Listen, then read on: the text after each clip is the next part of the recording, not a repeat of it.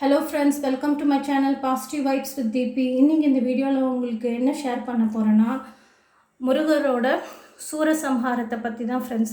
இது நிறையா பேருக்கு தெரிஞ்சிருக்கும், தெரியாதவங்க இதை கேட்டு தெரிஞ்சுக்கோங்க ஃப்ரெண்ட்ஸ். சூரசம்ஹாரம் எப்போ நடக்கும்? மகா கந்த சஷ்டி விரதத்தப்போ தான் நடக்கும். இது எப்போ ஸ்டார்ட் ஆகுதுன்னா ஐப்பசி மாதம் அமாவாசைக்கு அப்புறமா ஸ்டார்ட் ஆகும் ஃப்ரெண்ட்ஸ், சஷ்டி விரதம். இது ஒரு சில பேர் 48 நாள் விரதம் இருப்பாங்க, முடியாதவங்க அந்த கடைசி 6 நாள் இருப்பாங்க ஃப்ரெண்ட்ஸ். இது எப்போ ஸ்டார்ட் ஆச்சுன்னா தீபாவளி 20ஆம் தேதி இல்லைங்களா, 22ஆம் தேதி போன புதன்கிழமை ஸ்டார்ட் ஆச்சு. இன்றைக்கி 6ஆவது நாள், இன்றைக்கி சூரசம்ஹாரம் ஃப்ரெண்ட்ஸ். சூரசம்ஹாரம் முருகரோட 6 படை வீட்லேயும் நடக்கும். ஆனால் ஒரே ஒரு 6 படை வீட்டில் மாத்திரம் நடக்காது.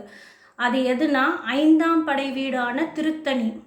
ஏன்னா முருகர் திருச்செந்தூரில் அசுரனை வதம் பண்ணிட்டு திருத்தணியில் வள்ளியை திருமணம் செய்து சினம் தணிந்து அமர்ந்த இடம்.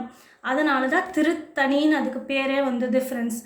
இங்கே சூரசம்ஹாரம் நடக்காது.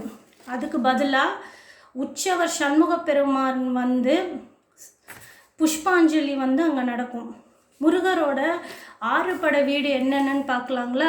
முதல் வீடு திருப்பரங்குன்றம், 2வது திருச்செந்தூர், 3வது பழனி, 4வது சுவாமிமலை, 5வது திருத்தணி, 6வது பழமுதிர் சோலை.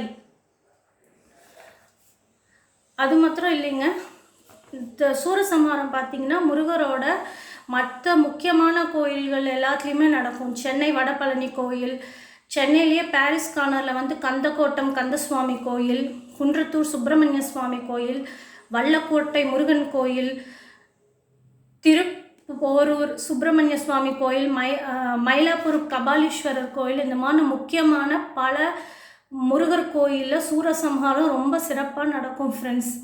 இன்றைக்கி ரொம்ப முக்கியமான நாள். ஸோ இன்றைக்கி விரதம் இருந்து சாமி கும்பிடுங்க. இன்றைக்கி 4:30 மணிக்கு சூரசம்ஹாரம் ஸ்டார்ட் ஆகுது ஃப்ரெண்ட்ஸ். அது 6 மணிக்குள்ளே சூரசம்ஹாரம் முடிஞ்சிடும். இது மோஸ்ட்டாக எல்லா டிவிலையும் லைவில் வரும். எல்லோரும் பார்த்து பிளெஸ்ஸிங்ஸ் வாங்கிக்கோங்க. நாளைக்கு முருகருக்கு திருக்கல்யாணம். நாளைக்கும் ரொம்ப முக்கியமான நாள். முடிஞ்சவங்க நாளைக்கும் முருகரை சாமி கும்பிடுங்க ஃப்ரெண்ட்ஸ். நம்ம எல்லாரும் முருகரை வணங்கி அவரோட ஆசி பெறுவோம்.